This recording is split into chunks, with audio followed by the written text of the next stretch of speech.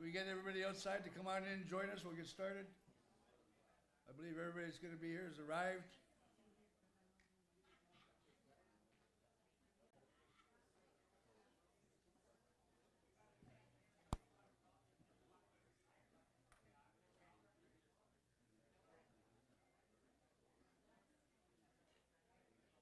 All right, everybody's coming in now. How many people are left at registration out there?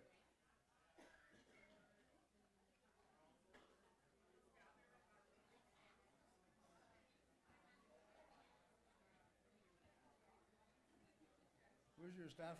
Bucky? Bucky? Where's your staff?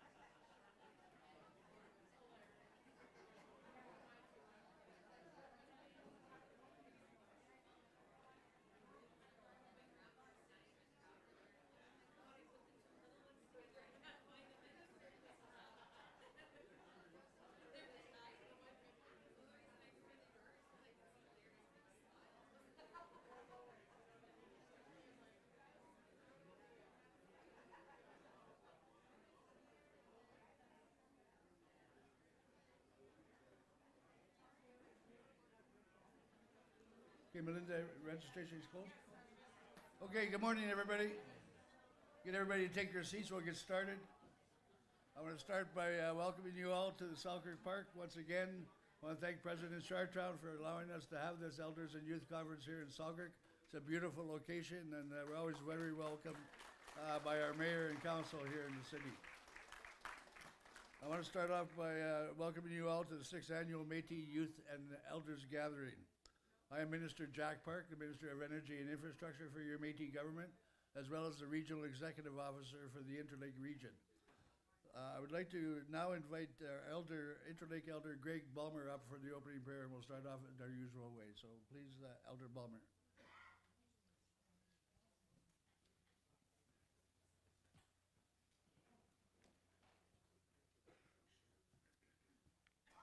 Thank you, Jack, for the introduction. On behalf of the Red River Métis Nation elders, I would like to congratulate those students through their determination and commitment, graduated from high school, college, trade school, university, and then any other secondary education. We are proud of you. To all citizens of the Red River Métis Nation, take these 2 days to enhance your knowledge of our history and culture. Perhaps you can participate in cultural practices provided. Remember, elders can and want to learn from youth as well. Elders, know our Red River Métis youth, our future leaders, and our current leadership acknowledges this. I'll say the prayer. Bless this gathering of our elders, youth, and all citizens of the Red River Métis Nation. Bless our guests and visitors. Let us celebrate in harmony through sharing of stories, experiences, skills, and future plans and goals. Let us enjoy the food, drink, music, and dance traditional to our culture. Keep us focused on enjoyment of each other's presence. Creator, we acknowledge your presence. With which, amen.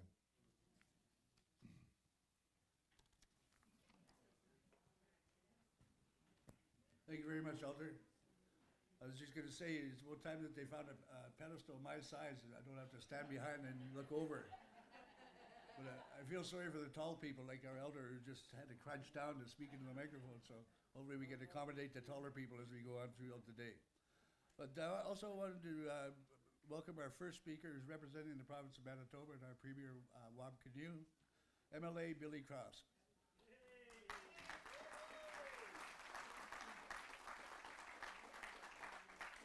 MLA Cross represents the Seine River District and was previously a school teacher in the Louis Riel School Division. Please give a warm welcome to MLA Cross. Oh, my apologies. A Métis MLA. Thank you. I also really appreciate that everything is nice and low for me because I suffer from the same challenges. Thank you to the elder for starting us off in a good way. That is so, so very important. As mentioned, I'm Billy Cross. I'm the MLA for Seine River, so I have the pleasure of representing historic St. Norbert, so important to our people, and River Park South. So it is my great pleasure to be in the province of Manitoba and Premier Wab Canoe, who is unable to join us today. I think it's super important that we gather with our elders and our youth as often as possible to ensure that we maintain our cultural ways and our knowledge. As a teacher and a Métis teacher, that was so important to me. I was an Indigenous educator. One of the priorities I had was always speaking the truth and making sure that our youth knew their history, where they came from, and were proud of it. Because that is a common story that some of us have suffered from in the past where we didn't have that sense of pride. And I know that was something that happened in my family. And so it's an immense honor for me to be here and be a part of this amazing platform that has brought us all together today. Selkirk is a lovely community, and I'd like to thank the mayor and council for hosting us here today, along with the MMF, who's been, graciously hosting this every year. The preservation, education, and celebration of cultural groups is integral to our government team. We understand the importance of passing culture and knowledge on to our youth. It's a process that so many of our Indigenous communities strive to do, showing us the significance culture plays in raising our future generations. I am an extremely proud Métis woman. I'm extremely thrilled to be at events like these and to help do the work that highlights our Métis history. One thing I'm extremely proud of is that our government's first bill that I had the honor of chairing the committee meeting for was to declare Louis Riel as the honorary first Premier of Manitoba.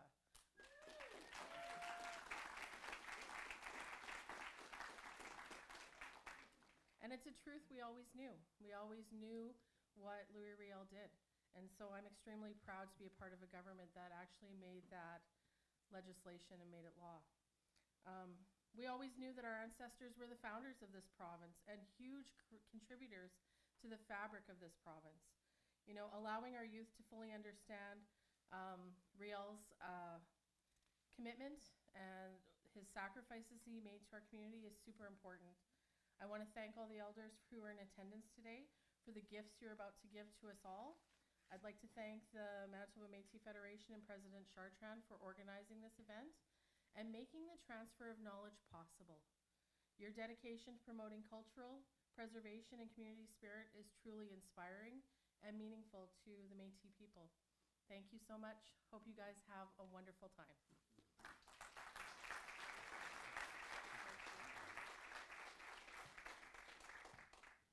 Thank you, MLA Cross, for your warm greeting.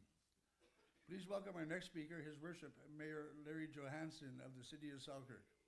Mayor Johansson is a Red River Métis citizen and was involved in the recent memorandum of understanding signing with the City of Selkirk, the RM of St. Andrews, and the MMF. Please warmly welcome Mayor Johansson.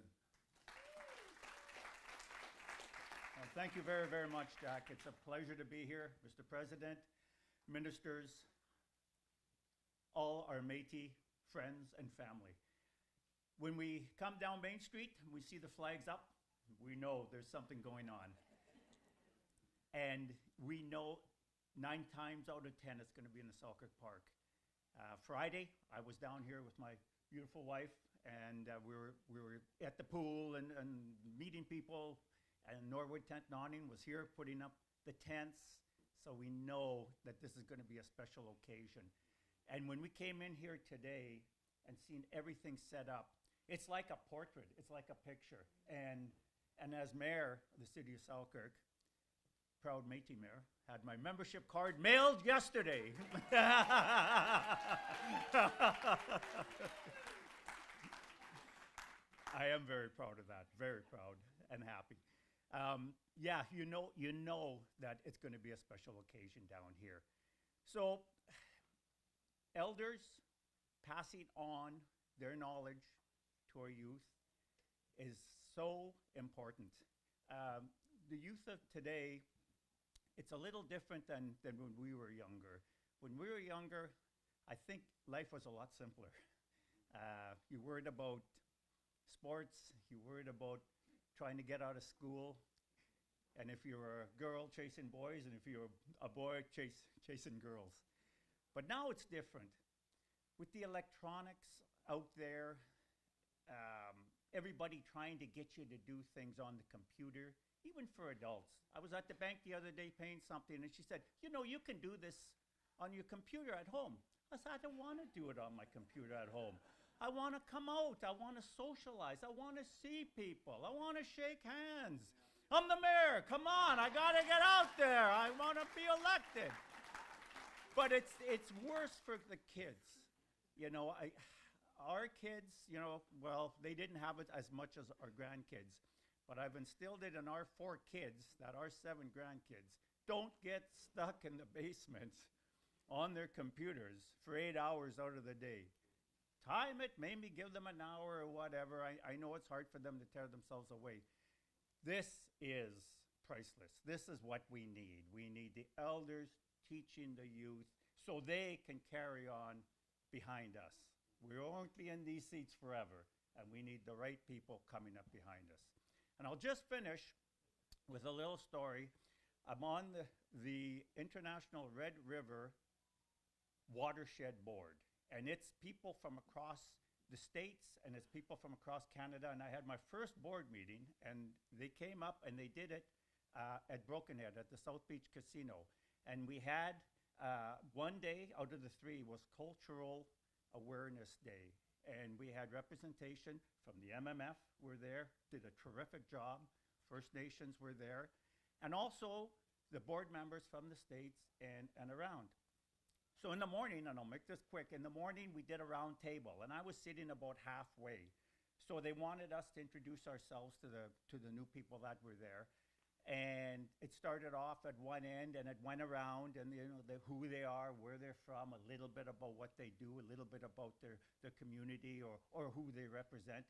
And when it got to me, I mentioned, about Selkirk, about what we're doing, our green initiatives, our electric vehicles, getting our assets off of getting them down to carbon neutral. But I had ended it because it was Indigenous Cultural Day with our MOU, with the signing. And I mentioned about Selkirk, RM of St. Andrews, and the MMF signing an MOU for us to supply potable water, first time outside our borders, and to supply the wastewater treatment plant to the new build at number 4 Bridge. And this is my first board meeting. You're a little nervous. One of the people from Washington that was there said, let's applaud that. And they all applauded. And I was comfortable after that, and I was very proud of it. So I just wanted to end on that note. Have a great day.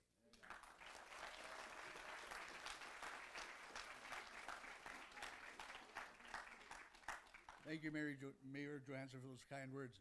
I was joking with the mayor earlier when we were outside there, and he told me he got his cards yesterday. I said, well, where is it? He said, it's on my dresser. I said, pardon me? He said, it doesn't belong on your dresser. I said, it belongs close to your heart. So he's going to be... Kitchen table, okay. So he's going to make sure he has it on him from now on. But next we have, let's see here, Keith Ginther's coming up, the local chair from Selkirk Local. So please welcome Keith Ginther.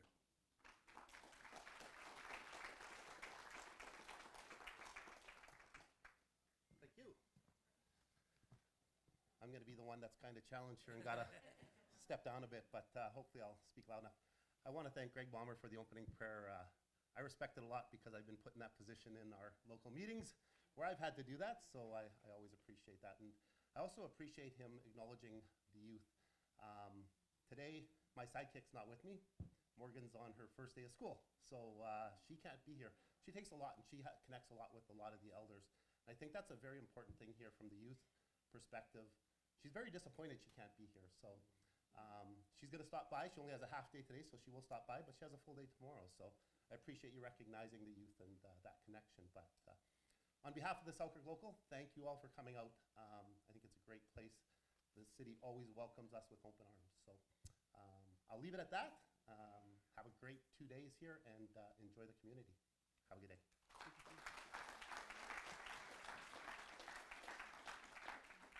Thank you, Keith.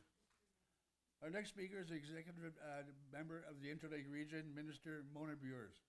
Mona is the Minister of Métis Child and Family Services. I've had the pleasure of working closely with Mona for many years, and she is very passionate about our Red River Métis community.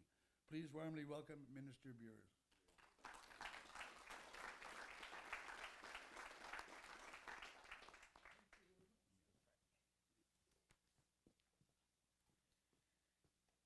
Je vais commencer par dire merci à l'aîné Greg Balmer pour la belle prière. And good morning, everyone. There's no sun here, but I feel like I brought the sun with me today. First, before I go back to my language, I want to recognize all the elders and the youth are here. It was so nice to see the Selkirk Steelers bringing us water and serving us today, and I've been to their hockey games, and they're a great team. But I have to acknowledge my president, David Chartrand, and my colleagues that are here. Thank you for coming here and supporting our region, and always a pleasure to see you. And also the youth that are here with the elders and the elders with the youth. It's so nice to see every year. Là, je vais parler encore dans ma langue. Je pense que je vois des personnes ici qui vont me comprendre. Puis j'espère, je veux dire, quand j'ai rentré ici, j'avais une band. Je chantais en français, je pensais. En métif, oui. En métif. Et puis la première phrase que j'ai entendue, c'est je suis capable. So that means I can. So good for today. Mais encore une autre fois, on ne va pas parler longtemps parce que je sais en masse après moi qui vont parler. Mais je veux dire que le président de la Fédération Métis du Manitoba et le président du gouvernement national de la Rivière-Rouge est avec nous aujourd'hui. Et c'est une bonne chance de le parler si vous avez la chance, mais il est tout le temps occupé. Mais je veux dire tout le temps que Selkirk, c'est une bonne place et puis on l'aime ça venir ici. Toutes les flags qui sont sur le Main Street, là, c'est tellement beau.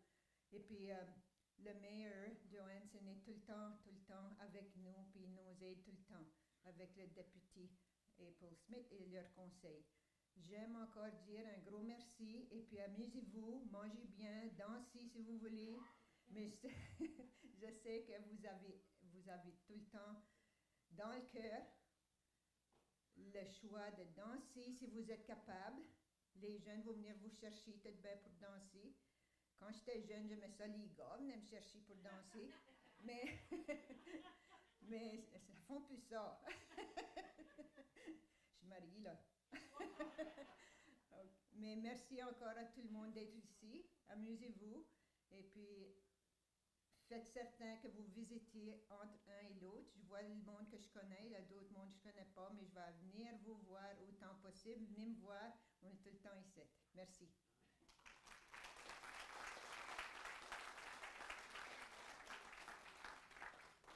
I always like hearing Mona speak her language, and I can tell you, when she starts speaking her language in our executive meetings, Bucky and I know we're in trouble.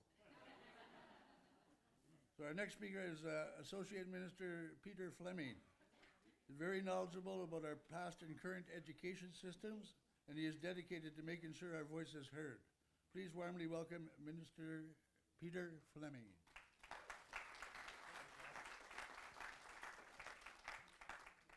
Thank you, Jack. It's a pleasure to be here. Like Jack said, I'm Peter Fleming. I'd like to thank Greg for the opening prayer. I've been involved with education for the longest time, sitting on a local LAC and on the provincial LAC as well. I'm currently the Associate Minister of Environment and Climate Change, as well as Natural Resources. So looking at the agenda today, it's great to see that there's a lot of items that cross over and tie into the many portfolios, items in the portfolios that I am currently overseeing. And it's also a little bit scary for me to be up here today, only because the President Chartrand is here and Cabinet. I'm the youngest one on Cabinet, and I've grown up. We heard the elder talk and the others talk about learning from your elders. So I grew up into the MMF. I was born into the MMF, and I watched leaders throughout the years. I've watched the MMF progress, and it's quite an honor for me to be sitting amongst them at the cabinet table. Being the youngest, learning from the older. I won't call them elders. I won't call them old, but I'll just call them distinguished leaders, because every one of them on the cabinet has something very valuable to offer, and I'm learning something from each and every one of them. So I encourage youth, I encourage the elders to learn from each other and just take these opportunity to build yourself and always continue to grow. Believe in yourself, believe in Métis. We are Red River Métis, right? Who are we? Excellent. I see we have a bannock making workshop, and bannock is a hard thing, but I'm sure President Chartrand will talk about a bannock making contest that was had at Cabinet earlier this month, and I placed second, by the way. I'm not going to spoil who placed first, but I placed second, and there was 9 entries, and there's some pretty good bannock makers. There was a lot of smack talk.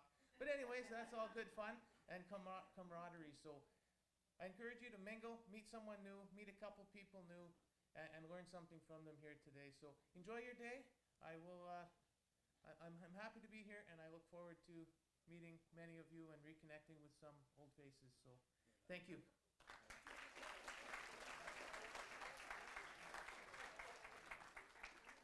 Thank you, Peter. He actually goes by PJ. We call him PJ around the cabinet table, and friends, of course, call him PJ. Just want to congratulate him and his beautiful wife in the back there. They're going to be grandparents for the first time. So,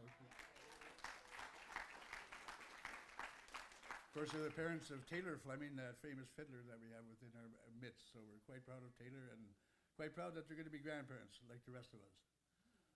So next we have our Minister Bodan. I'm pleased to announce our speaker, Minister Bodan, who's the, what's your title, David? What do you do? Agriculture, Associate Minister of Agriculture. I'm trying to read the notes here, but they're very tiny, so please bear with me. So please welcome David Bodan, Associate Minister David Bodan. Thanks, Minister. Thank you, Minister. I did have speaking notes here, but I'm just going to speak it from what I know when I talk with individuals. So I'll start with acknowledging our elder for the opening prayer, and also for the Interlake region and their staff and all the hard work that they've done in the last 24 hours to build and put this together. I also want to acknowledge my fellow cabinet ministers who try not to give me the microphone for too long. And of course, IWS spokesperson Nita Campbell, who I look up to for her knowledge and wisdom, and also President Chartrand for everything that he brings to the table on his many years as a leader. And the knowledge, I can't get more than 5 minutes of his time, but I need more minutes of his time because he has so much knowledge to transfer. Which brings me to what I want to say about the elders and youth. And my family, we really took lead from the aunties. Is where I get more of my understanding and knowledge of how to be a good Métis person. And if you got out of line, the aunties had no problem giving you the backhand quickly. And if you cried to your mom, well, then you got another one. So you had to learn quickly to just do what the aunties told you to do. So now I'm after 22 years at Red River College as an instructor, I understand the transfer of knowledge between myself and youth. And that's what I see here today. I see a collective thousands of years of experience in this room that is transferring knowledge from ourselves to youth. And we're hoping those youth make the best decisions based on the information we give them.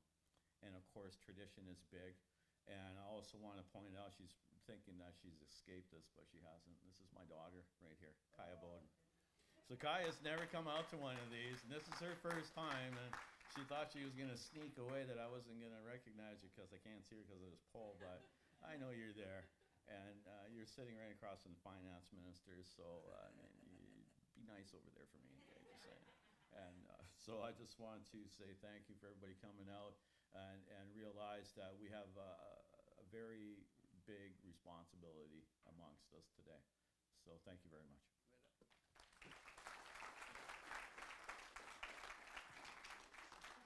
Thank you, Associate Minister Bodan. Next, we have our Minister of Real House, Mischief Language, 60 Scoop. There's a number of them, so please welcome Minister Andrew Carrier.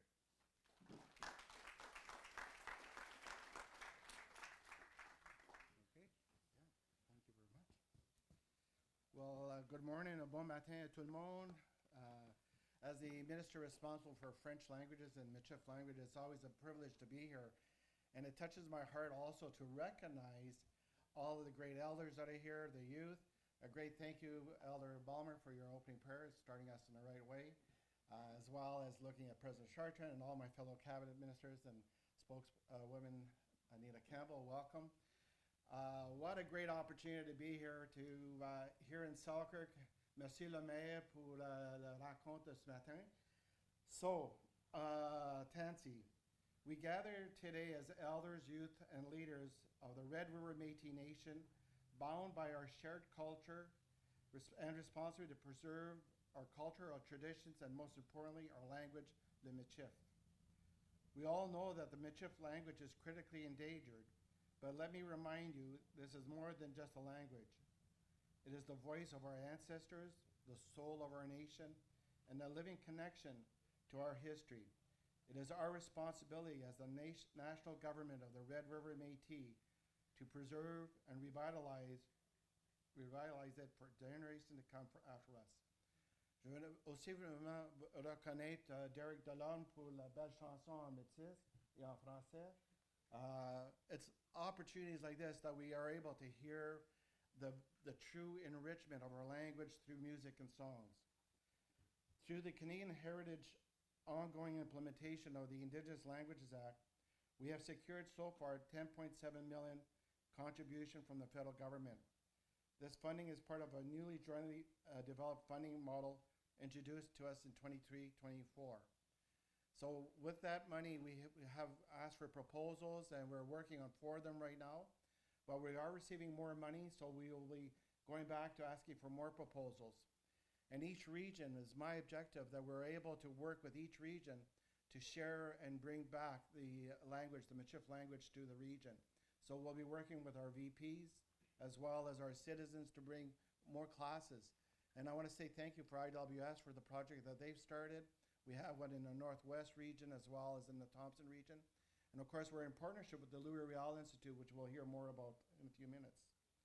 Over the next 5 years, this funding will allow the Manitoba Media Federation to take control over funding decisions, establish long-term agreements, and better respond to the unique needs of our Métis communities. This support will enable the implementation of a language strategy that emphasizes community engagement, capacity building, and the development of essential language resources and educational programs.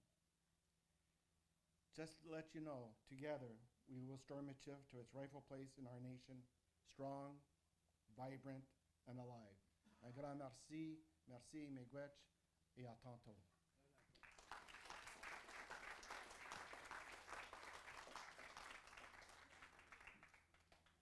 Thank you, Andrew. Before I introduce our next speaker, I just wanted to say how proud I am to see our young lady over here, Martha Chartrand, who had the opportunity this summer to work with the MLA, Billy Cross, at the legislature.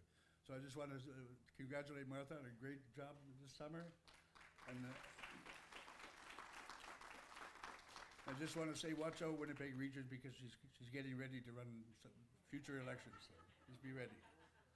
So our next speaker is Minister Richard Janai from the Youth Department, who focuses on providing opportunities for our youth so they can be able to shine in the future. Please welcome Minister Janai.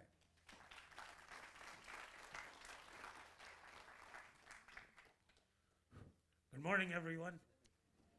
Happy to see you all here. Thank you, Greg, for the beautiful prayer. It is nice to see everyone join us here today. I think we got to go back. I heard a few speakers before me talk about we got to get our kids, and that's the problem we were having already before COVID. How do we get our kids off of those devices and get them out to doing stuff? And then just after that, I had a great idea from Elder in Thompson come up to me, and he says, well, why don't you put on video game things and then do cultural things? So we've been doing that now. We did a pilot in the Southeast, and it's working really well there. So we're going to try to do that all over the province. Like, we'll get them there with the video games or something there, and then once they're there, then we'll do the beating and stuff. They'll see that, then they'll go there to do that. Events such as the Youth and Elder Gathering encourages and inspires our youth to continue learning and growing up within the Red River Métis culture. This is very important because I grew up in Duck Bay. I had a cuckoo, and I had a grandma and grandpa. And in our culture, like Duck Bay, everybody was Métis, so everybody was the same. And I never saw that until I left Duck Bay, that not all cultures are the same. They don't treat their elderly people the same as we do. We covet them. Like my grandparents and my cuckoo, I had 3 moms, 2 dads, because that's why I like this. So you youth out there, spend some time with these elders, because you know what? They're giving you the most precious thing, more than any dollar in this world, is their time and talking to you. Learn off them, because they're teaching you things that you'll never learn in a university, never learn in a college. They teach you things that, for the future, the history, and things that you'll use. Because just a couple of weeks ago, I was cutting a duck, and then they asked, well, how do you know how to do that? I said, my cuckoo taught me. I sat there and watched her, and she showed me how to do it, like just to cut a duck for soup. You'll learn things that you don't realize when they're there, and then after, when the time comes that they really taught you something. But remember this, when elders give you their time, they're giving you something worth more than anything in this world, their time. So let's stop and listen to them. Thank you so much.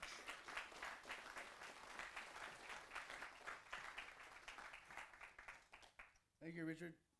Our next speaker is a good friend of mine, and we've been working with him for 14 years now as our Vice President of the Interlake Region, Minister Alfred Anderson, who's responsible for culture and heritage for our Métis government.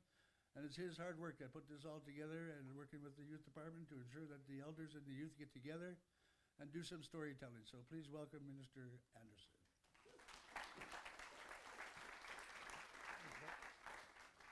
Thank you, Jack, for that wonderful introduction. I'd like to, well, good morning, everyone. I'd like to welcome you all to the 6th annual MMF, National Government of the Red River Métis Elders and Youth Gathering. It's my honor to host this gathering as the Minister of Culture and Heritage, alongside Minister Richard Janai of the Youth and Sports. I'm also honored as Vice President of the Interlake Region to host the gathering for the 3rd time in Selkirk. The Interlake Region is constantly working on creating a strong and vibrant presence of the Red River Métis culture, and appreciate all the developments that the MMF has invested in our community. Well, you can tell by the flags down Main Street and all the flags decorated around here that they know that the Métis are in town. As soon as those flags go up, my phone's ringing. And it's catching on through the smaller communities, like Gimli come on board. They're doing their same. Flags down Main Street. Toulon's doing the same. So we're doing it one community at a time. We go into the smaller communities and we raise awareness with them, and then it spreads. It's like, I don't want to call it a disease, but it spreads like that, where people really become informed, and they call us and they call me about different gatherings. Like on the weekend, I was out in Morden with the music van for the Corn and Apple Festival. Then they called me in Morris, said, we heard you're in Morden, can you come to Morris? So I went to Morris the same day, and then St. Norbert calls me when I'm in Morris, are you coming down 75 Highway, can you drop in? I said, sure. When I got home, I didn't know if I was coming or going, I was so damn tired. I told the wife, don't answer the phone. Well, this gathering has always been about coming together to pass down knowledge and culture from one generation to the next. Well, that's very important. Like I always tell the youth when I go into the schools and speak, they think school's boring. I said, well, it's how you look at it. You ask yourself at the end of the day, what did I learn today that I didn't know yesterday? So you're always learning your whole life, and I'm like that too. I always learn something today, I'll use it tomorrow, because I can't go back tomorrow and fix it. It's today. So it's about to celebrate our community and our kinship. I emphasize on sharing our knowledge because it is this knowledge transfer that allows our youth to learn more from our elders. We have to get that preserved, archived. We have to get those elders' stories down. And our youth of today is our elders of tomorrow. So we got to share it and keep sharing. Going on and on, it's a vicious circle. That's like our infinity flag. We never stop, keep going round and round. The elders can always learn from our youth, because the world we live in today is very different from the one we grew up in, like Mayor Johansson said. It's different from when we grew up. For example, the youth may not know what a party line is, or the dial phone. I have a dial phone at home, and I show the kids, and they're looking at it, and they're trying to push it. You dial it, why? It's kind of funny, when you try and explain how it was, and they always say, oh, the good old days, the good old days. And I said, well, one day you'll be saying that. It'll be good old days for you people, too. So, while the elders may not know the newest technology with the gadgets we have a heritage tent this year that is built for the purpose of communications over there. For sharing stories to find out the similarities and the differences from across time and location. And I look forward to hearing the stories that are shared in not only their workshop, but with all the other workshops throughout here. This gathering would not be possible without teamwork. And I appreciate the massive effort from the Youth Department, our Culture and Heritage Department, LRI team, who are facilitators of the Michif language, the music, the bannock, and the fishing workshops, the energy infrastructure and the resource management department for assisting with the fishing workshop, the Red River Métis National Heritage Center for organizing the heritage workshop, the Métis Employment and Training team who put up MMF and blue infinity flags on down Main Street. That crew is unbelievable. They go above and beyond, and they were here last night along with me till after 6. They left, but I was here till 10. But they're so cooperative, and I'm very proud of them, and kudos to you guys. 60 Scoop and the Residential Schools Department. Red River Métis Community Resource Department and Pemmican Publications for their staff assisting on site. The Communications and the IT departments for providing the live stream and other resources, and the donations from the Métis Economic Development Organization and Louisville Capital Corporation, which have their name on the bottles of water. Thank you, Paul, for that. He comes across all the time for these. I'd like to thank all the regions, Infinity Secretary, and President's Office for ensuring the attendance of their elders and their youth. We got to get a little better system, but I mean, it's working now. Good, better, best type thing, and we'll get better at it next year. I also want to recognize and thank the delegates that are welcoming us here into this space today. I want to thank Greg Balmer, our elder, for the prayer. Mayor Larry Johansson, the worship. Our chair of the Selkirk Local, Keith Gimser. He's a big inspiration to the youth around here, along with his daughter Morgan. They look up to him like mentors. And that's good, because I go all over the place and they talk, you know, who's a fiddle player? Who's that youth fiddle player? You know, so I promote them, and it's good when the youth can see their peers' success. Like Morgan has a CD out. She cut that CD when she was 15. You know, that's a huge accomplishment for the youth, and they look up to that.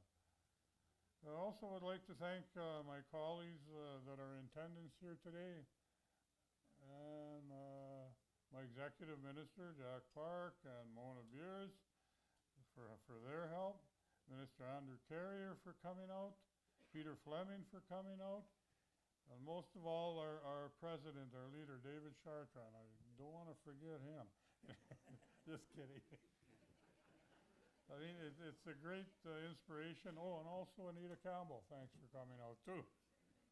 She's the pay lady, so we got to be careful with that one. I also want to acknowledge the cabinet members that are in attendance today. Everybody's here. I can't name them all, but finally, thank you for all of you, our elders, their escorts, and our youth. Your attendance is what ensures our culture and our pride is still here for generations to come. I urge you to meet new people, share your stories from the past and the present, so we can take what we have learned from each other into the future. I'm looking forward to learning, listening, sharing stories, and laughing with you all. Enjoy the next 2 days. McWitch.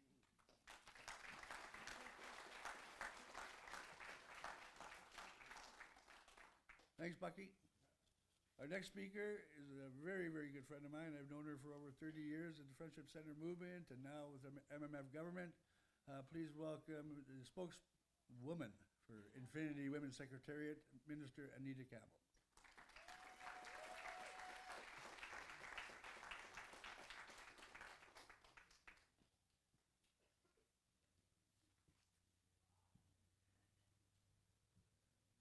Good morning. I just wanted to see what Jack had for notes here. You didn't say all my stuff. I know. I'm just kidding. Good morning. I just wanted to thank the people from the north that I love the north, both Thompson and the Paw, for bringing down this really nice weather. It's actually 0 in Thompson this morning.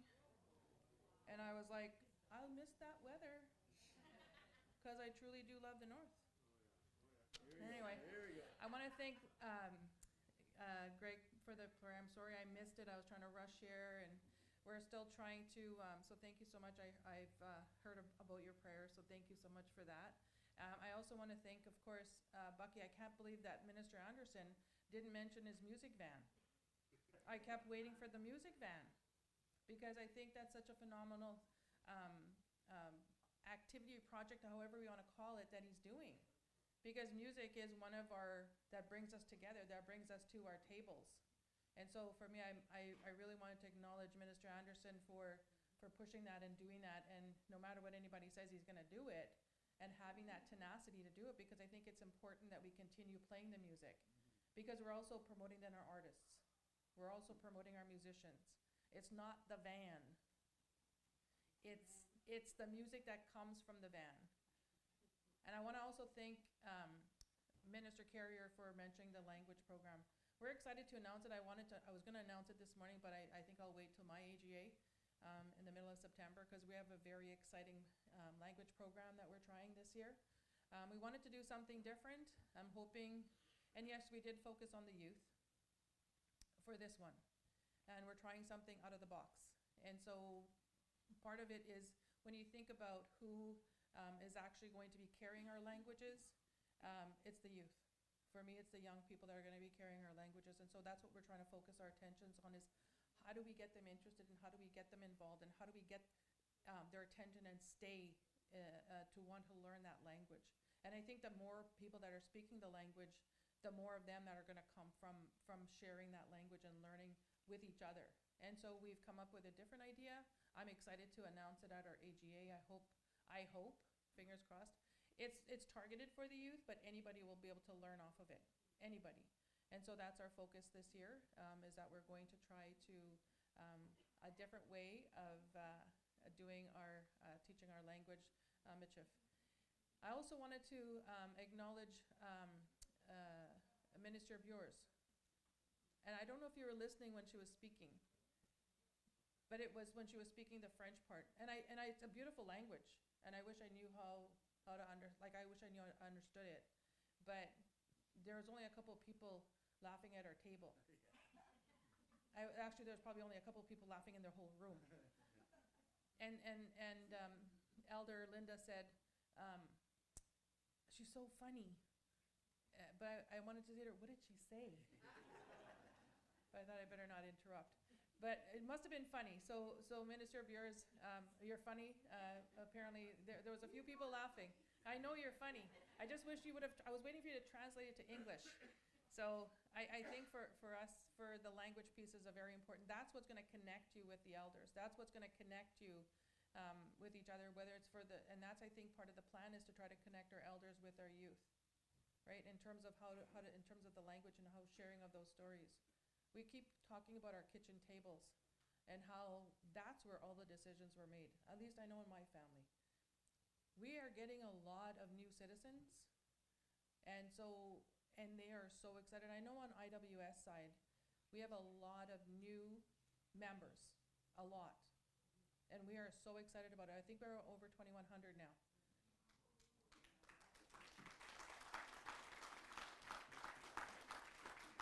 I'm excited I'm excited and scared at the same time. Those of you that are going to be attending our AGA, it's a very energized room of that many Métis women in one place. Hence why I say the scary part.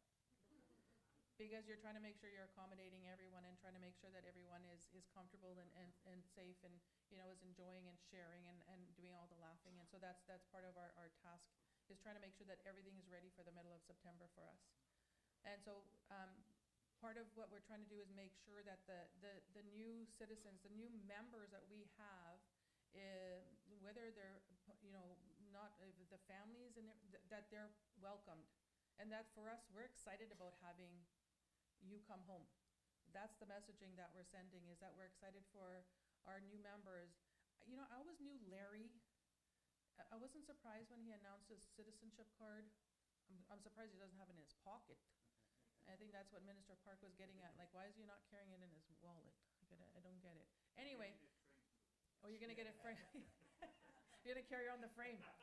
Okay, I gotcha. But when I first met him years and years ago, because I was and I was trying to remember how many years have we been here, and 6 is what Minister Anderson had said, and I was, there was a connection. Like it was like we were laughing, we were funning, they were just like there was a connection there for some, and now I know why. He's always been welcoming to us all the time, and I don't think he knew that he was welcoming his own family home. Like I don't think he even knew he was welcoming his own fellow citizens here, because it wasn't just a matter of him being Métis. He didn't know he was Métis, and I don't know if that's what we're finding, is that a lot of our citizens that are coming home don't know that they're Métis. The elderly ones, and even the younger ones, they don't know. And so they're learning, and they are so hungry to learn. They are so hungry to learn our traditions, our stories, our culture, our music. They are excited, and I think this is an opportunity for all of you that are going to be able to participate in the next 2 days to take as much as you can, soak it in, take it home, and even try to share it there with, as Associate Minister Bowden had mentioned, is that a duck? Is that a duck? Oh, I didn't know if that. He made Minister Goodon's call as a duck. The phone tone. Anyway, but it's just amazing how you'll take these things and you'll remember this day. You'll remember tomorrow, and you'll take something from it. And I hope you take it home and be that ambassador that takes it home and share it. Because one of the things that you should consider yourselves is lucky to be here. You should be considering yourself, because not everybody, because we can't. There's just no way we can, tens of thousands of citizens that we have, tens of thousands of citizens that we have out there, that you can't have them all in one place. Well, we could, but people would be really scared, like wondering what we're doing. But I think at the end of the day, you need to take it home, be that ambassador, share what you learned today, talk to your neighbors, talk to your family, talk to your aunties, talk to whoever you need to talk to, but share what you learned today. Because what they planned, what the staff have planned, what the ministers have planned, what everybody's planned for you is to think about you and what your takeaway can be from here. So I really want to acknowledge our elders in terms of being here, coming here. And you have to remember, they've traveled here too. And some of them, you need to connect and be able to share, because they have that wisdom. They have those stories. You are going to take pieces of that and use it. And you'll use it in terms of your learning about who you are. So for me, from IWS, I really want to thank you for allowing me to come here and bring greetings on behalf of Infinity Women's Secretary. I look forward to seeing a lot of you at our IWS AGA. And I really want to thank you for being able to share what some of the little things that, smaller things I'll say that IWS is trying to do to accommodate everyone that is attending our AGA this year. I know our numbers, we had closed registration. I'll just be real quick about it and I'll close it off. We closed registration. It ran for a couple weeks at 767 women. That's the number that I got when we closed it on that Monday.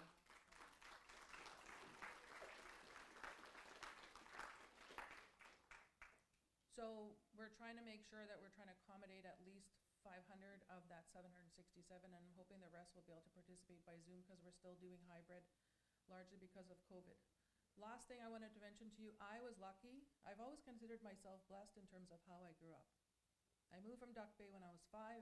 I moved to the city, and I grew up in the city of Winnipeg, I'll say, as a teenager. Then I moved to Thompson, and my adult life was spent in the north. I always knew I wasn't First Nation, because back then they would call you, Native? I think that was the term. We went from Native to Aboriginal to Indigenous. And for me, I always knew I was Métis. And some people just don't get that. Some people don't get that be able to live that way. When Minister Janai mentioned that he always knew, because he grew up in Duck Bay, everybody was Métis in Duck Bay. Nobody, you just were. And so for me, I always considered myself lucky and blessed in terms of the life that I had, because I always knew who I was. So we're trying to now be understanding for those that didn't have that. and weren't brought up that way because it was hidden for whatever safety reasons or whatever reasons they wanted to have. But I consider myself lucky, and I consider myself lucky to be here with you all today. So thank you very much for the opportunity to come and bring what I thought was going to be short greetings. And thank you so much, and I hope you enjoy the day, and I hope you take things home and share your messaging back home. Thank you.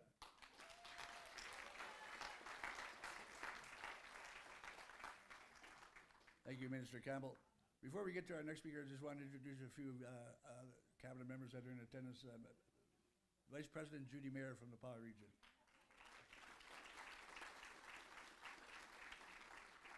Vice President Denise Thomas is from the Southeast region. I've seen her out back there. She's visiting. Oh, there she is. And Associate Minister Marielle Gauthier from the Southeast region as well is here. I just want to recognize a couple of past MMF board members, cabinet members. Way in the very back there, Don Roulette, who sat on the board years and years ago. I'm making him sound old on purpose. Louise Dewar is here, I believe, from the PA. Yeah, Louise Dewar. George Pelche sitting in the back there on his chair. Hello, George, from the Southwest region. Joyce Janai, I've seen her. There she is over there. Hey, Joyce. I think that's everybody. Did I miss anybody? No? Okay, so last but not least, it's my pleasure, my great pleasure to introduce to you our president of the Manitoba Métis Federation, David Chartrand.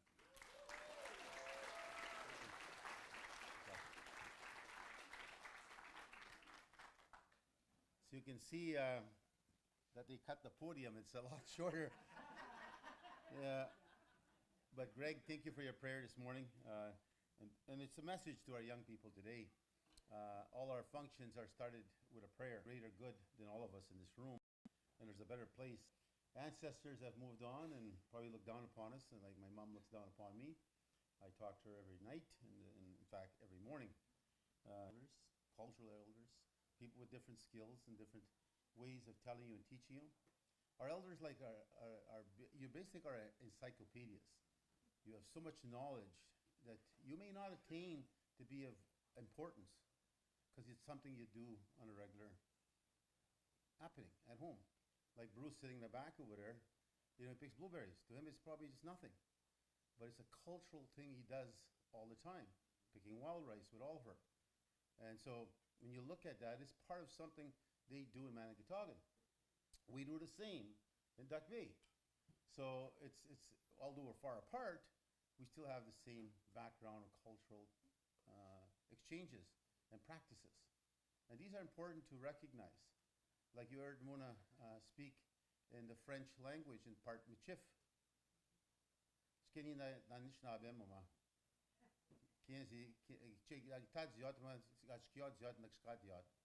know, that's the language I grew up with. Métis are multilingual speakers. Remember that.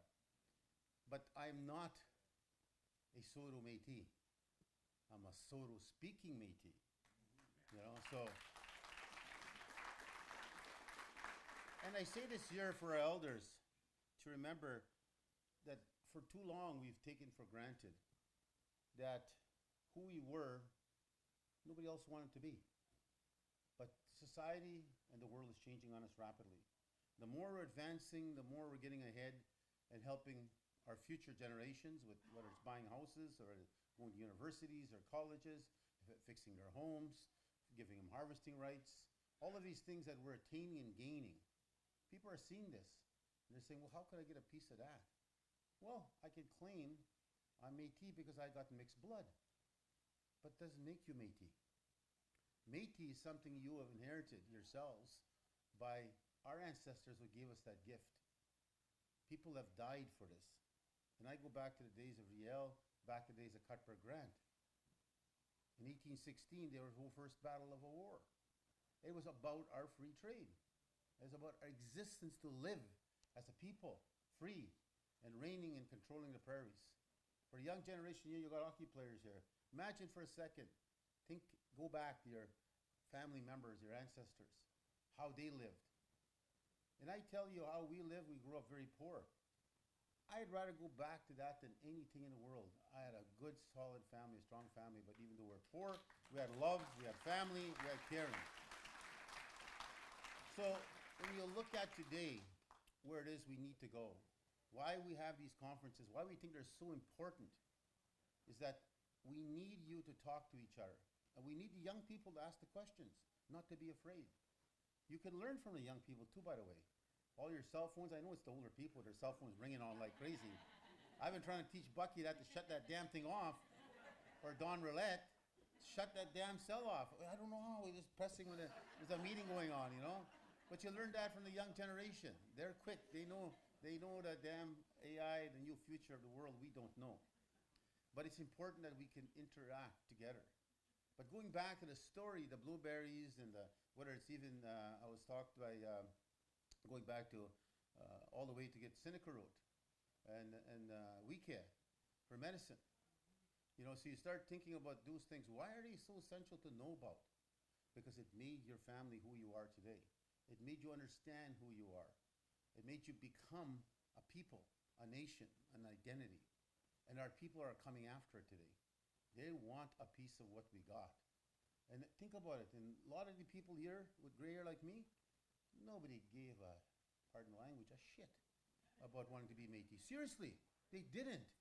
Only us that lived it didn't know we were fending for ourselves, that we were protecting ourselves without even knowing it. We're just practicing the way we grew up. And there's a commonality from here to the north. People in Thompson, if you look at the Seneca Route and the weekend they're going to get, for the muskrats they promised me in the spring, to the muskrats in the south in St. Laurent. There's a commonality that exists between our people and our practices. And it's important that we start talking about that amongst each other. Like, I was very proud to listen to my cabinet speak up here. A lot of them come back with an education background. Whereas PJ, he's a teacher in mechanical. He scored probably a second ranking in Canada on a test. You know, shows how proud we were of him when he graduated and won that achievement. Then you look at Richard, he was a part-time teacher and mayor. You look at the different educators inside here. You look at Bucky, took a van, played music. Well, nobody thought it would do anything. The damn van's a big hit. We're actually buying him a new van. So,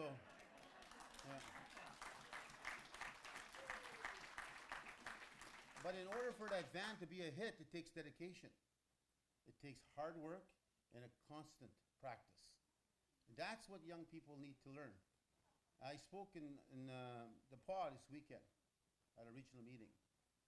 And one of the things I sent a message to our grandparents and our parents is this, and to the young generation that are listening here today, that why is there positions of jobs available in towns? And we have young generation sitting there and not applying for these jobs. Something is wrong. That's not the Métis way. We've always worked hard as a people.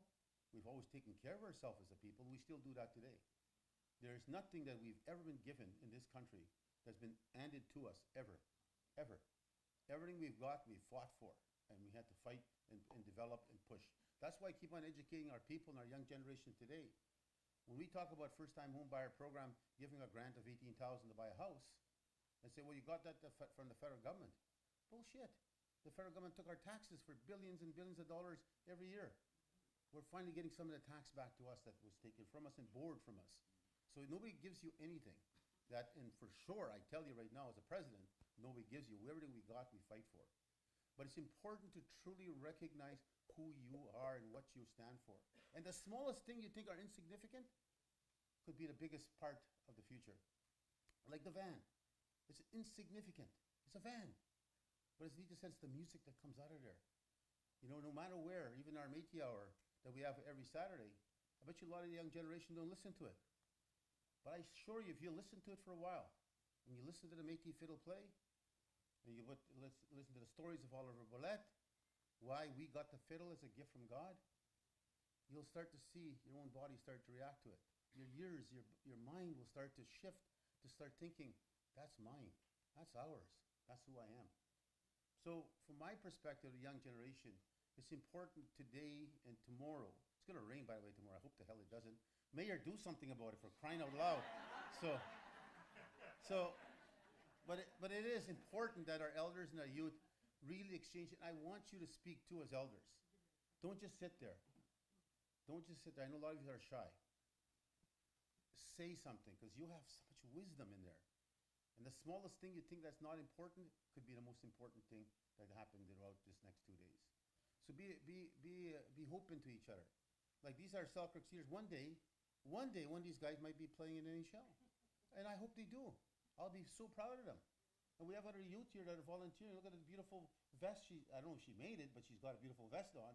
And the gentleman, the young boy beside him, I call him a boy, he probably considers himself a man, but a young boy beside him, also look at the beautiful clothing. And they're proud to wear that. Look at that. So for the young generation, I'll tell you this. As old-timers, our days are coming. But what is important to recognize is understand who you are. Find a piece of who you are before you leave here. And then go back and spread the stories to your other friends. That it's not all about the little games you play or the damn phones that you can do and muster the thoughts of what's happening in the world. Think about the smaller things here today that'll mean something to you in the future, like said by some of my ministers.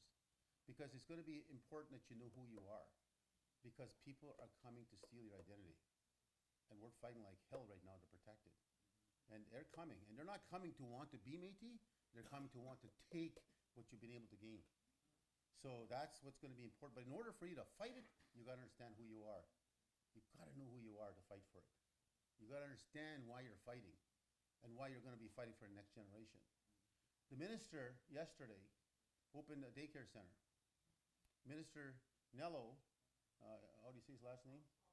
Haltamar from the NDP government was there speaking. He said something very wise. He didn't say as good as he should have said it, but it ended up being very wise. He said the young generation, the kids today in this daycare center, one day we don't have to worry about the elders to take care of the elders. But what his message was is this: one day, one of those kids in that daycare center is going to be a doctor, a lawyer, a nurse, plumber. It's going to be something. It's going to come out of there. Just like one day, the young people standing here today are going to become something. Somewhere, you're going to impact the people. So it's going to be important, as I said, as we move forward and we plan the future, that you coexist in sharing. And I know without a doubt, I've been to so many of these functions, that the north you do and the practices in the central or the south are all similar. All have similarities. Whether you go to Santa Clara where they like to play the spoons. Those spoons, well, first of all, my minister thinks he's good at it. David, he tries to take over the spoons, but you have Lloyd Vermillion who could teach him a lesson or two. But when you start talking about those aspects, and people ask me, are these some of the same elders that are coming? I said, yes. Because the elders that come to these events in 2 days, you can never tell the full story in 2 days. That's why I use the word, you're an encyclopedia. You've got so much knowledge inside you that we need to drag out and build out. So, because that story, 50 years from now, will be telling who you are and who the next generation should be standing and protecting. Like Billy, I'm very proud of Billy as a Métis MLA. And she's proud of who she is. And she didn't find herself till not long ago. But you're not going to take that from her now. She's Métis, she's going to die Métis. And it's going to be important that you recognize that. Like our premier. Our premier is First Nations from Ontario. And I have so much respect for that man. I do. I truly do. I like the way he talks. I like the way he connects. I like the way he sends a message. He's a eloquent speaker. I'd like to debate him one day just to see who's better. But anyways, I have a lot of respect for him. Tons of respect. But we have to understand this. And the small thing, I'll give you an example of another small thing we do. We deliver free firewood to over 400 elders in this province.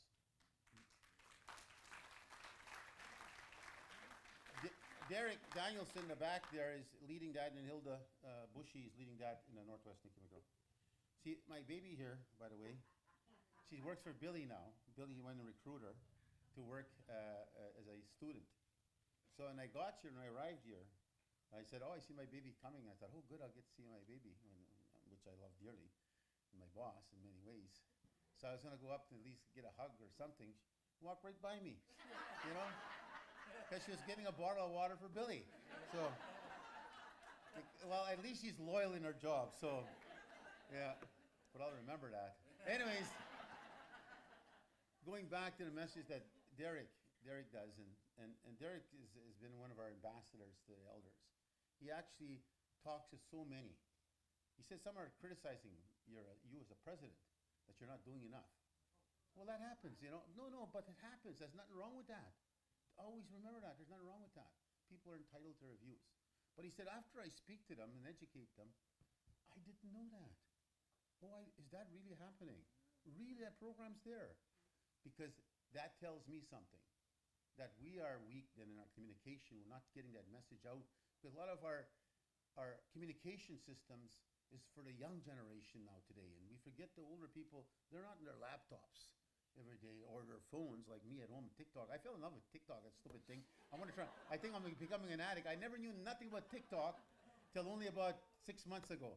Somebody taught me how to use TikTok, and now I watch all these damn things on TikTok. Actually, I watch Grandma Shirley.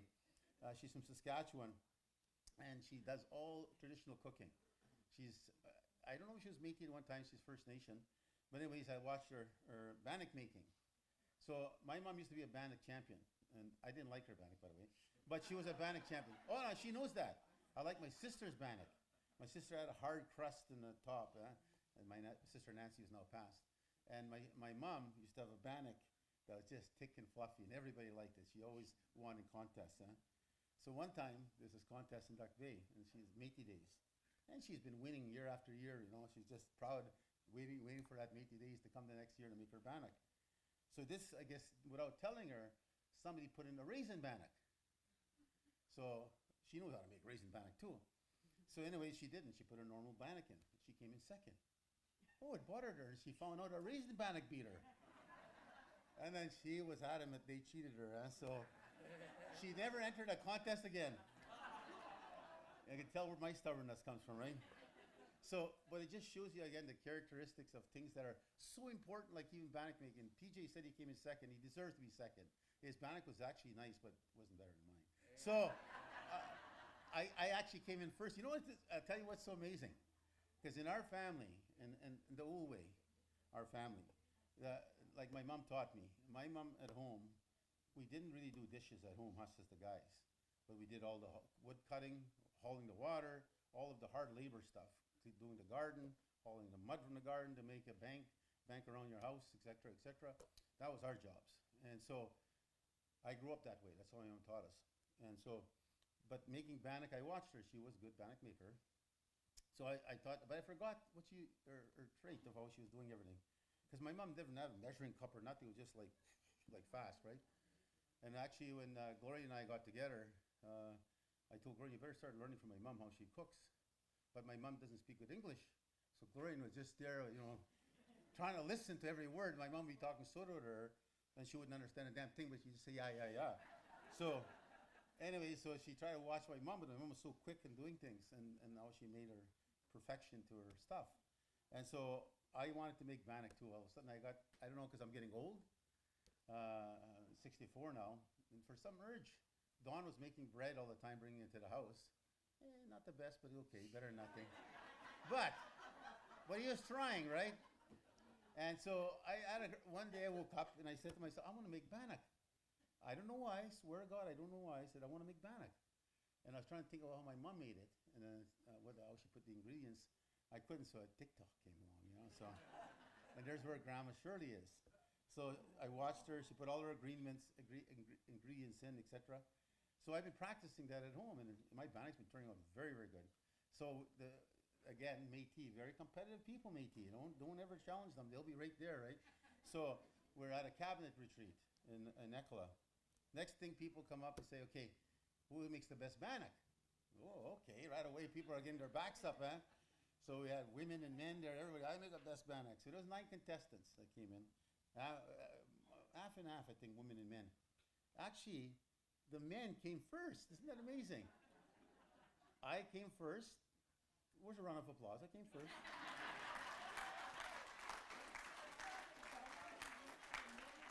Yeah. PJ came second. And Dustin Panson made the ugliest bannock. He came in third. Where's he? Right there. But after it was all over, this is part of what this elders conference is all about, telling stories. So after it's all over, we're sitting down after, and I said, "How in the hell did your bannock come in third? That was the ugliest, like a piece of board. He was throwing it on the table there, huh?" And then Richard is yelling, "He's cheating. He was copying me. He threw all these flour out, and he put new flour in." So he tells me after, "No, I wasn't." Well, privacy after he won. I said, "Oh, I don't know how your bannock won. I still can't." Amazed, I said, "Oh, your bannock won." I said, "I'll tell you what I did." He said, "I put some salt, like I'm supposed to, the way you taught me." He said, "But I put a teaspoon of sugar." So, and then he said, "I used milk." He said, "I didn't use water." So there, maybe that's what got him third. I don't know, but everybody's entitled to what they want to use, right? Anyways, but it just showed you again how much fun you can have in doing things. And I think there's a bannock making here, and I encourage young kids to do it. You'll impress the hell out of your girlfriends in the future. So, and the young girls here today that don't know how, learn. It's easy. Once you do it, you'll be able to do that to your kids one day and make a bannock quickly at home. So, but those are essential pieces of who you are. And an example of two that's important, you heard me speak Soto, and I speak Soto fluently because that's how my mom spoke. And we had Cree speaking, we had Soto speaking, we had Métis speaking. Métis is the language we created as a people and studied by linguists all over the world, amazed about how we created a language so quickly. And then, of course, we speak French and different languages. But it's important to recognize this. The school is trying to one day classify us and recognize us as French Métis, because we spoke French. Soto Métis, Cree Métis. I said that we stopped, the government of Manitoba stopped doing it. We said, bullshit, you can't, we're not that. We're Soto speaking, French speaking, Métis speaking, but there's only one Métis nation, one river Métis nation, always remember that. So what we find ourselves sometimes now, this new world that's coming, is that some of our people have left us and got Bill C-31. And they've moved on to become status. And a lot of them, sometimes you're your family, your relatives, you know. They've now turned to First Nation. But I see them struggling too, because they're trying to be somebody they're not. They were raised to be Métis, understood their mind is about Métis, they think Métis, they think like us, they think the future like us, they raise themselves like us, they raise their kids to be strong, independent people, hardworking, you know, and then they find themselves in a different world. So all of a sudden they got to start learning the powwow, they got to start learning all these other cultural traits which are not theirs. And you could see the struggle in them. But some of those ones that have gone that far are the most racist against us now coming this way. You know, it's amazing. It's scary, to be honest with you. Like even now the North is being told you have no rights in the North. That's absolutely bullshit. You have rights, of course, across this province. You fought for them, you died for them, and you bled for them. Our people paid a big price for that. And I give stories here to people to remind them. Look at the First Nations. In 1870, ask yourself the population of Manitoba. 12,000 people lived here in this province that we call Manitoba today. 12,000. Out of the 12,000, guess how much were Métis? 10,000.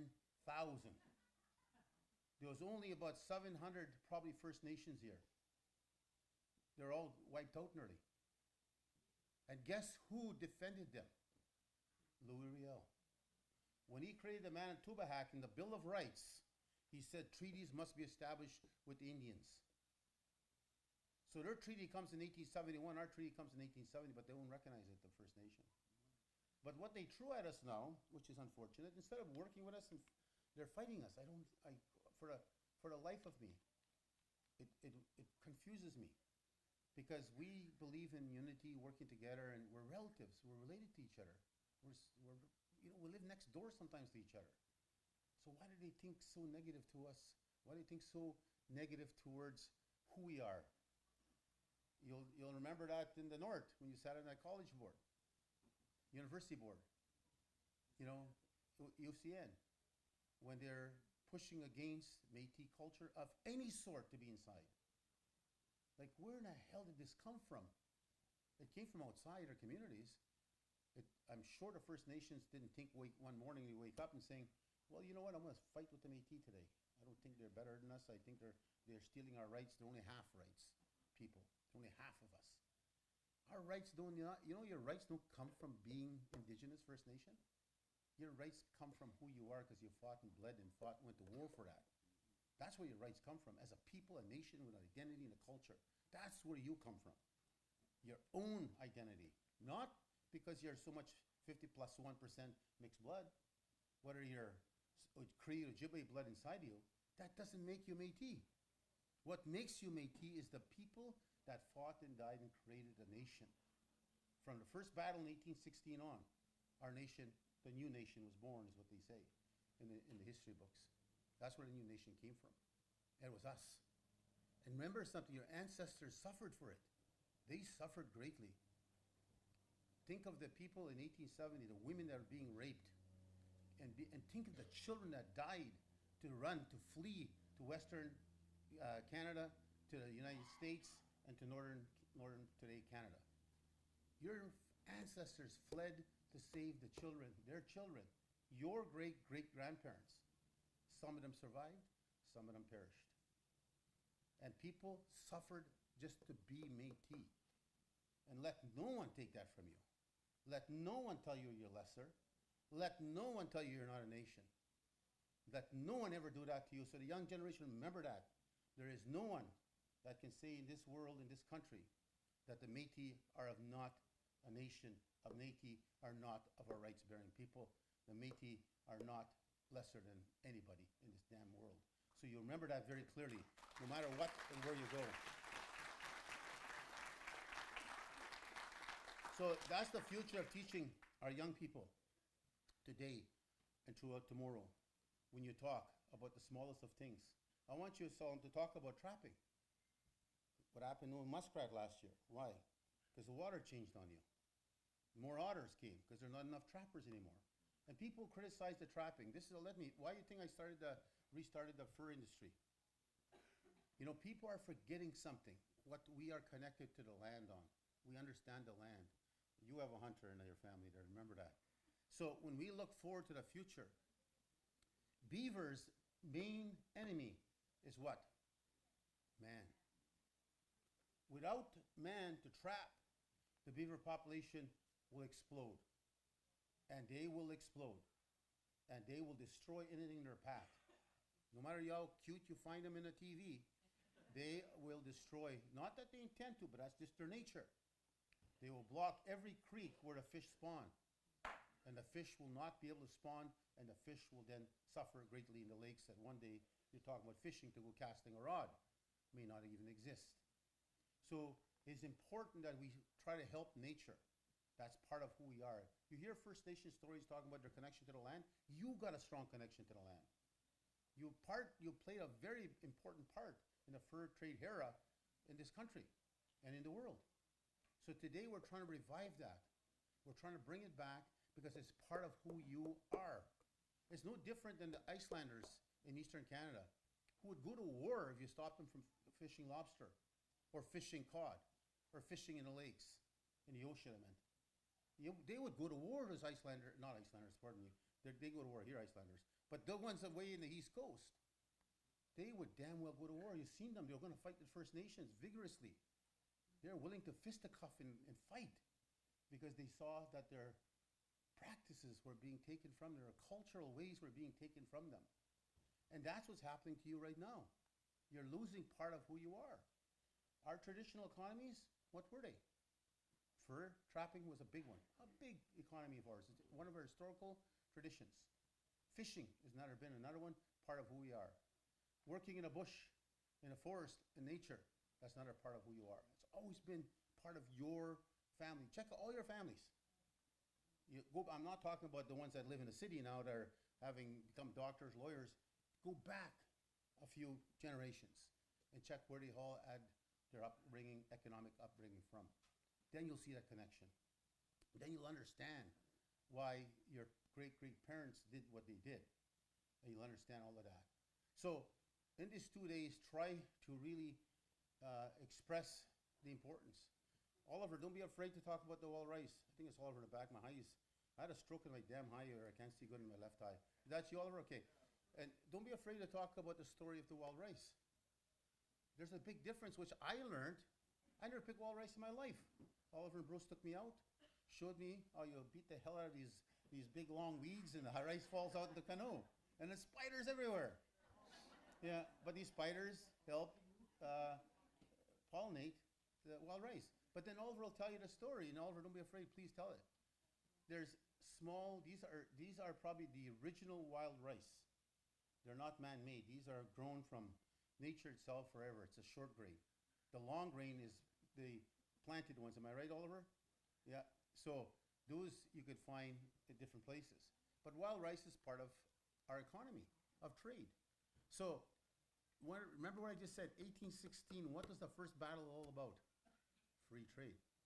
We were trading our fur, our buffalo, our salt, our commodities to the United States. And then they said to us, no more, you trade to us now. And I'm talking about Hudson Bay in Northwest. They're saying you trade to us. No longer can you sell your product to the United States unless you go through us. And then, of course, our people said, who in the hell are you? Where the hell did you come from? This is our place. This is what we've always done. And that's where the first battle took place. And they call it a massacre because we won the battle. And we killed them all. So they shot us first, they killed one of ours, and they paid a price for messing around with the Métis. So, but that history is so essential because it takes the story of where you are today. And those that are lost today, that are coming home, those we accept with open arms. Kat is one of them. She works with us now. And you can't ask for a bigger fighter right now. But before, 20 years ago, Kat wouldn't even have probably cared if it went through. But now she's found her home, she's found her family, got her citizenship, knows who the hell she is now, and she's willing to go to battle anywhere. So that's what's going to be important for a young generation to understand. If you want your son and grandsons to hunt one day, damn well make sure you start having a discussion to protect that in the future. That's why when they charged me, I went to Cranberry for a reason, and they did charge me, and they dropped the charges already.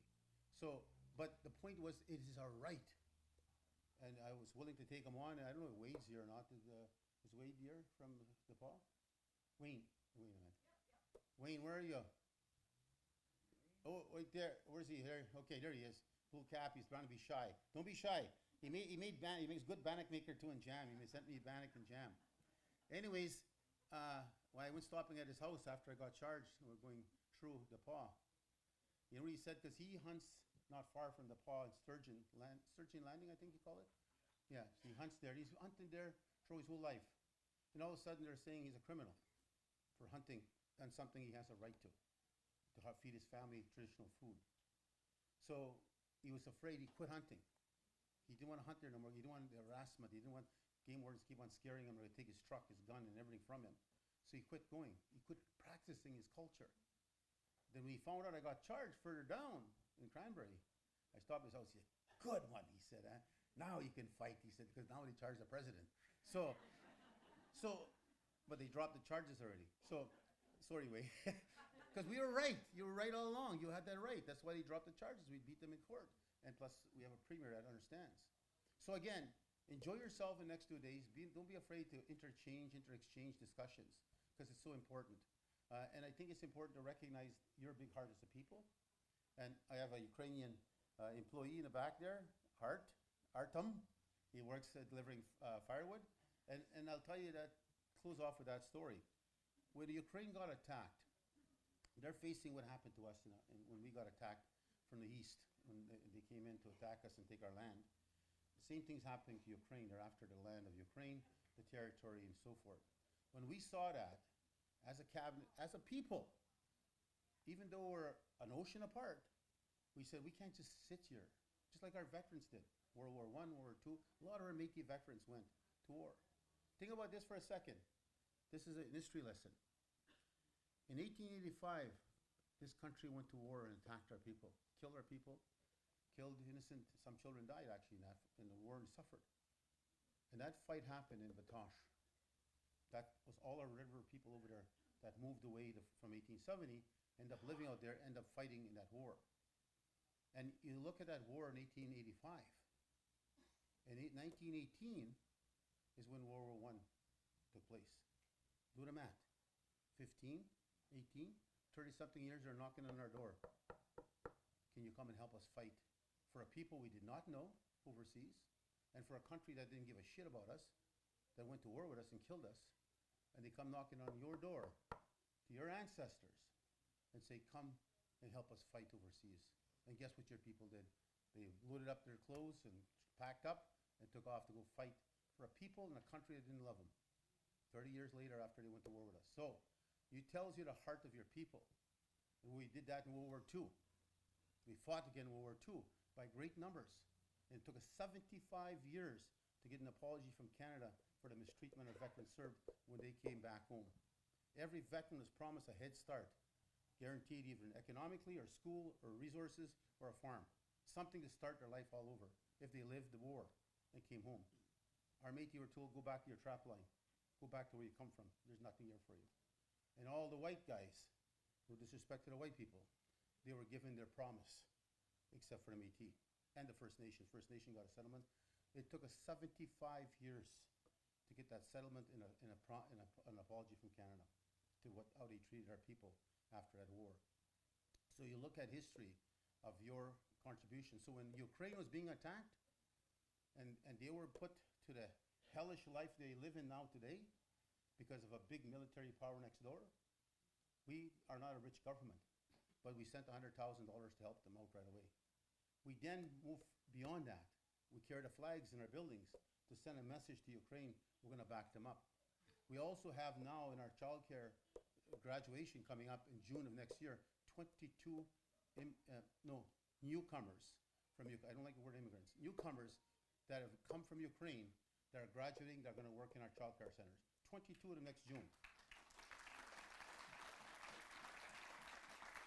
So you can go home proudly as elders, as youth, to say your government, my government, that's the language you should use, my government, is out there helping to make sure we make a difference, not only to ourselves, but the world. We're there to help cancer care. You give $1 million to help cancer care. You know, so you are doing things that are different. You're buying buildings and assets everywhere right now, big time. Your brand is just moving heavy and strong. You've got a lot to be proud of. The generation after us, I hope to hell, I'll send this message to you, please don't screw it up. So we worked too hard to build it, to make it where it is. And the only way you'd ever screw it up is forgetting who you are. If you know who you are, and you're proud to be Métis, you'll never screw it up because you'll fight hard to protect the identity and culture of your people and who you are and the pride you have for your family. So enjoy yourself for the next 2 days. It's a great event and we support it. We'll look forward to the next year, but this year let's have some fun.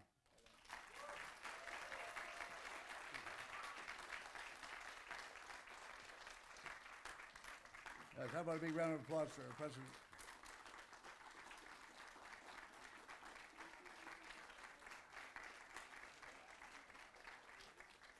Such a powerful speaker. Okay. Yeah. So just to wrap up our opening ceremonies, Minister Anderson wants me to announce that there's going to be lunch served between 12:30 and 1:30, and at the same time, the Canoe Youth Dancers will be performing on stage here, Bucky, I believe. Yeah. So once again, it's been my pleasure to MC this event. I see a cabinet member in the back there I didn't introduce. She's so short. Mildred Dorian's here from Thompson, so say hello to Mildred. I thought Jelida was here, but I don't see her anywhere. Yeah, I did introduce them, yeah, of course. So once again, have a great time, learn from your elders, elders learn from the youth, and let's have a great 2 days. So thank you very much.